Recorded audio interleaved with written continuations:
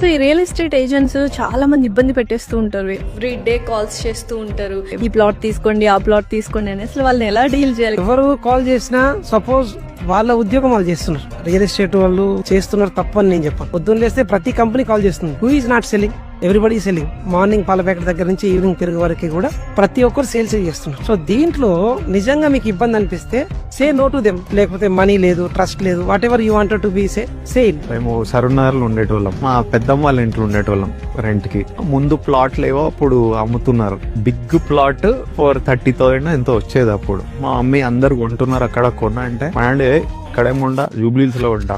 మేము బలవంతంగా మీరున్న ఇంటి దగ్గర 20 years బ్యాక్ ప్లాట్ ఇప్పించిన ఈ రోజు అది బలమే తప్ప బలహీనత కాదు. పెరుగుతూ కొద్దీ ఆ ప్లాట్లన్నీ లక్షలయ్యి మా మమ్మీ తిట్టేది. అప్పుడు చెప్పిన మీకు 30,000 ఉన్నప్పుడు కొనలే, అక్క వాళ్ళు కొన్నారు, వీళ్ళు కొన్నారు, ఇంత అయింది. మరి ఇప్పుడు ఇప్పించే ప్లాట్ భవిష్యత్తులో బలం ఎందుకు కాదు? మా బలాన్ని వద్దని అనుకుంటారా? ప్రపంచంలో ఐశ్వర్యాన్ని, ఆరోగ్యాన్ని వద్దనుకునే మనిషి ఎవరైనా ఉంటారా? So definitely think about it. It is all about your future.